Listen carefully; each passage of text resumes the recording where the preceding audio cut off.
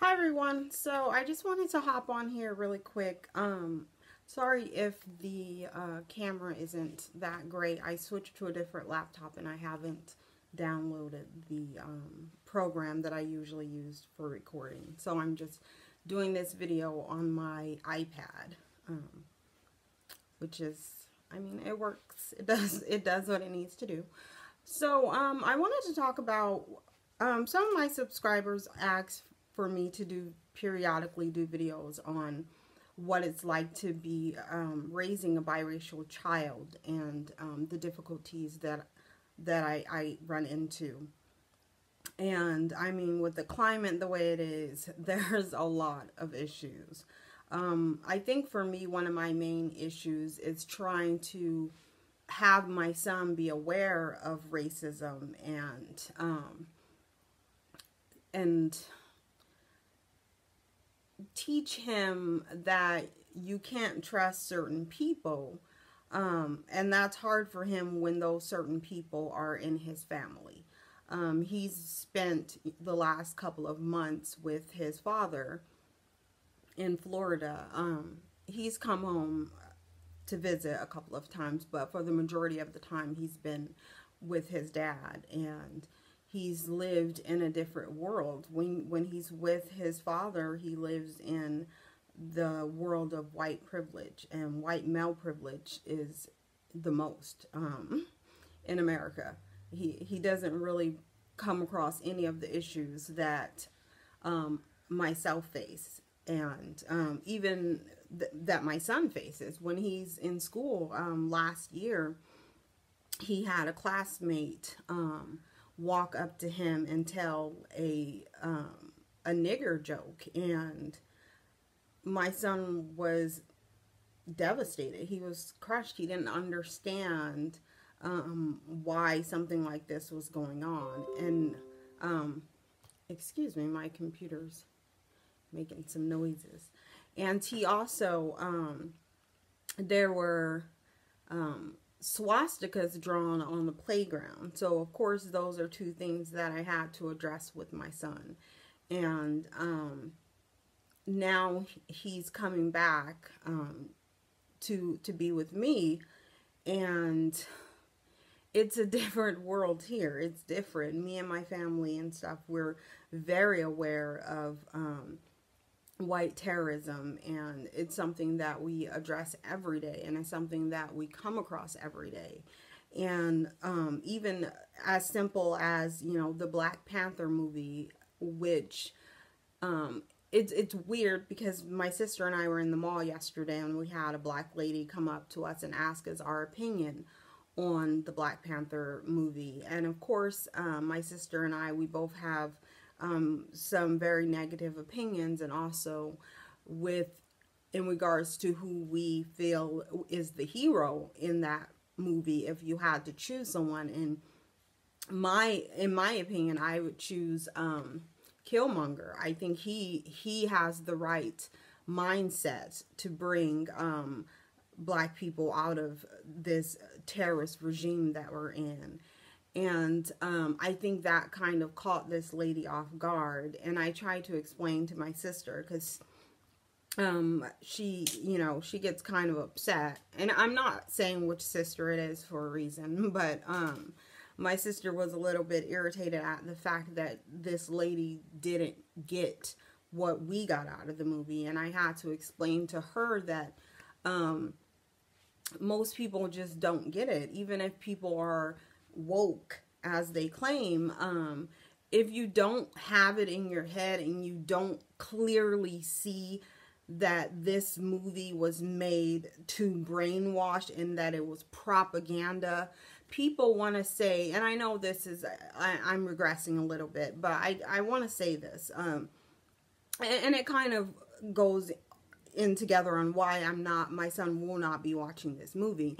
But people don't understand propaganda, and you know, it boggles my mind, because people don't, like, they look at this and say, oh, well, you know, this is just a movie, and it's a Disney movie, and, you know, it's, you know, the Black Panthers, and they're so excited to see black people on TV, and I think we get blindsided at what's really going on. Propaganda and movies were used tremendously in the Nazi regime. And I think people are understanding that there were movies made, there were cartoons made, there were comic books and everything to push a certain agenda. And that is what this movie is being used to do. It's being used to tell Black people fighting, fighting for your freedom and fighting terrorism in the mindset of ending it with any means necessary. This movie is telling you that that's not correct, that that's too out there and that's too savage, and that we need to continue to be submissive and to try and to plead with them and deal with them with, baby hands. And I have to, for me, I look at it as, it's propaganda. And if you don't see that, I would just suggest that you go rewatch it and really try to see what's being pushed. Okay, because there's two things that I want to say. America always says we are not going to negotiate with terrorists. Black people need to realize we are dealing with terrorists. We are in it's not a system of white supremacy. It's a system of white terrorism.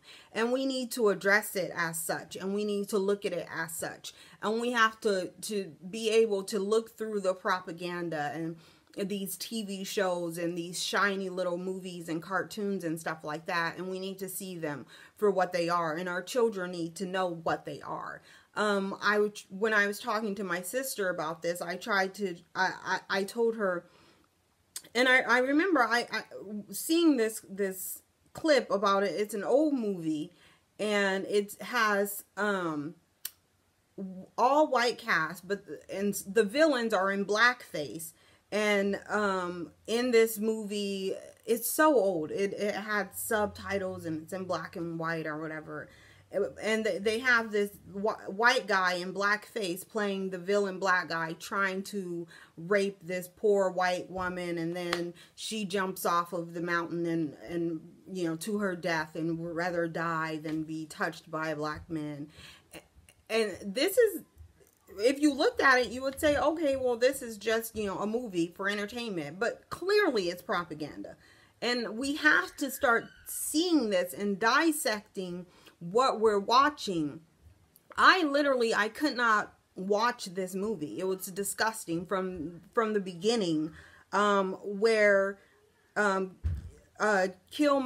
no, not Killmonger, but the other dude, I can't remember the white dude's name, the white villain, when he was at the Korean restaurant, and the Black Panther didn't kill him.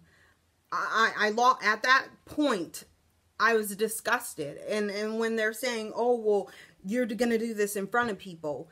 Yes, it's called setting an example. And that's what needs to happen. And it's just, it's insane.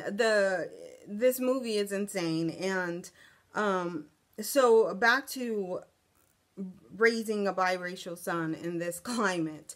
I can't sit down with him and watch this movie and try to explain to him why, why Killmonger, and I will talk to him about that if he brings up the movie, but I don't want him to watch it.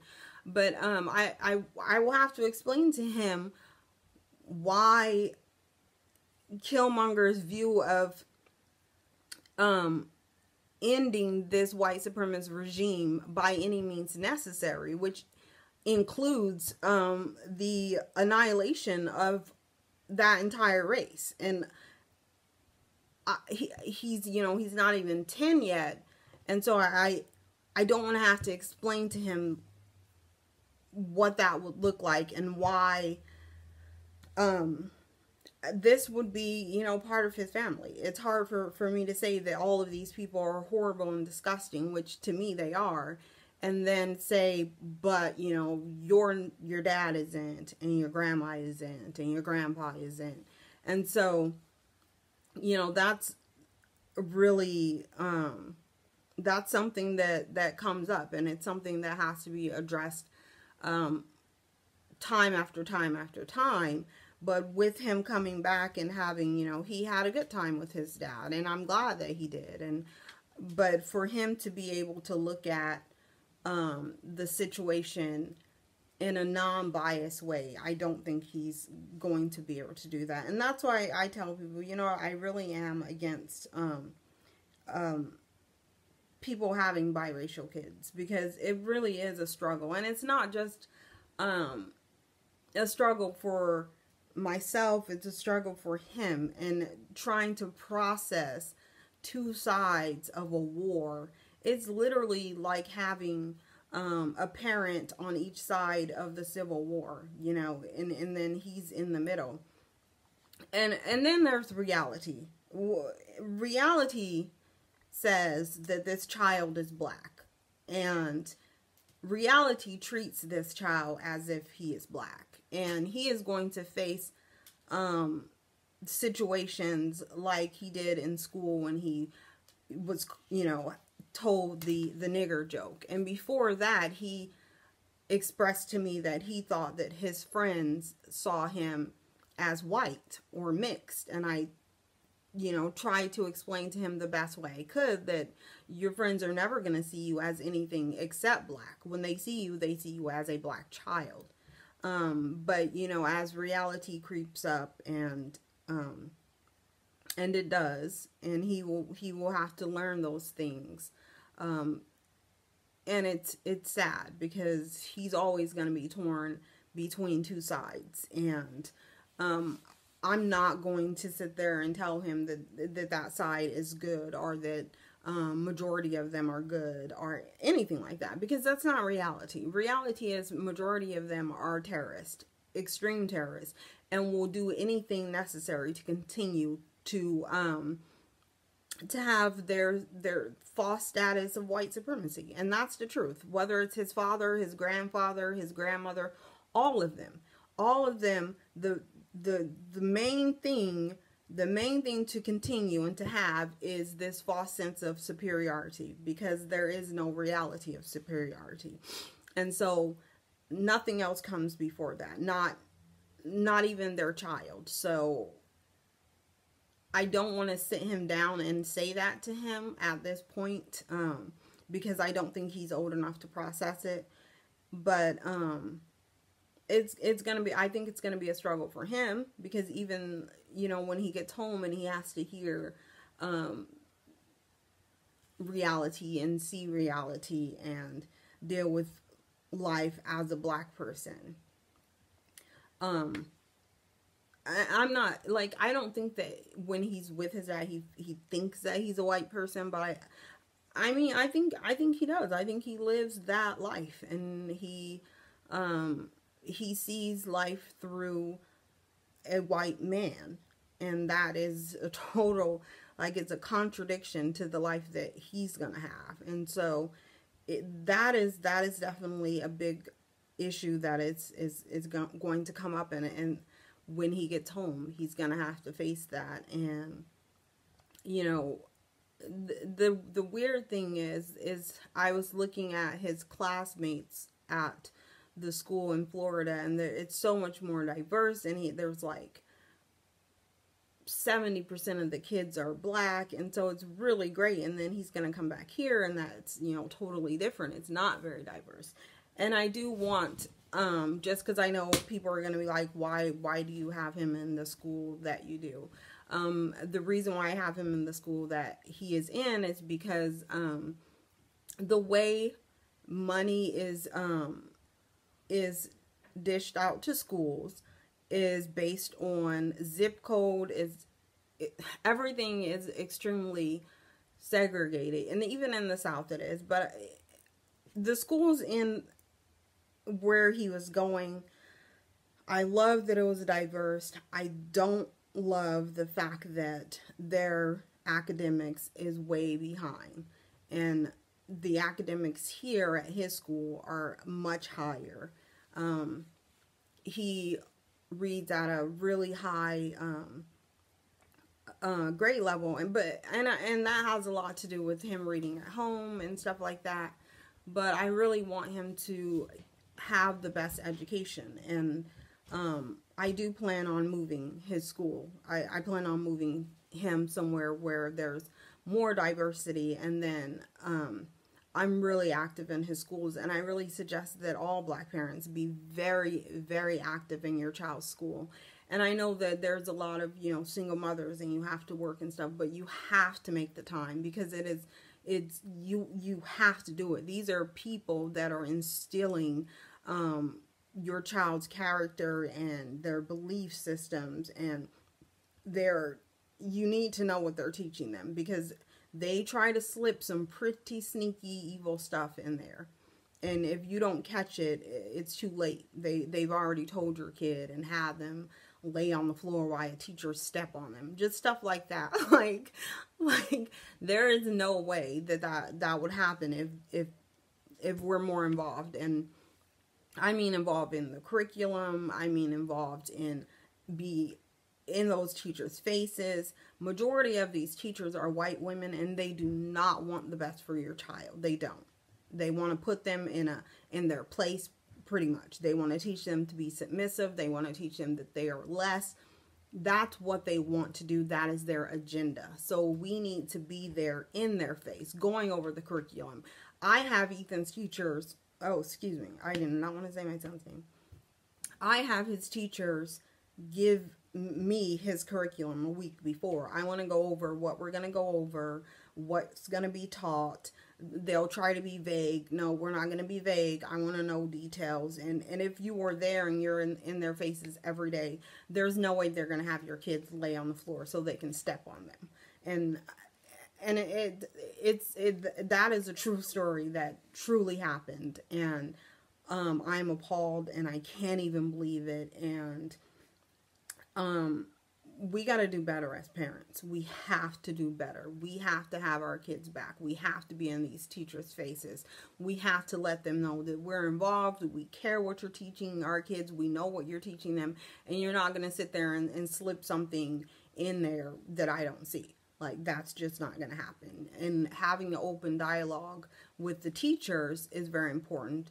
It's very important to have an open dialogue with the principal and also with your child, so that your child can come to you and talk to you about what's being taught in class, what may have made them feel a certain way. Or if your kids can talk to you, that is the number one most important thing, to have an open dialogue with your child. Not putting your child down, not saying being your place, not telling your child they need to obey someone just because they're an adult. Because when you do that, you take all the power away from your child, and that is not something that you want to do. We want our kids to be respectful people, but you know what? I tell my son, you respect people if they respect you. If a teacher is not respecting my child, why does my child need to respect her or him just because their age? That's insanity. And that's why you have children being submissive and laying on the ground when a teacher tells them to do it, just because that's a teacher. The kids should be able to know in their head and think about, well, this is pretty degrading and it's wrong, and I shouldn't be laying on the floor just because a teacher told me to. And I just hope that my son, even at his age of 10, would question that and say, no, I'm not going to do that. And we need to give our kids the power to say that. We need them to feel like they can say, no, that's not right. I'm not doing it. And that's on us. That's our jobs. And we don't have an excuse. And this doesn't matter whether your kid's black or biracial. Either way, that kid needs to know that they have a voice and that they have power over their bodies and deciding what is right and wrong. And that's what we need to teach our kids. My sister's here, so I gotta go. Thank you guys for watching, and I'll talk to you later.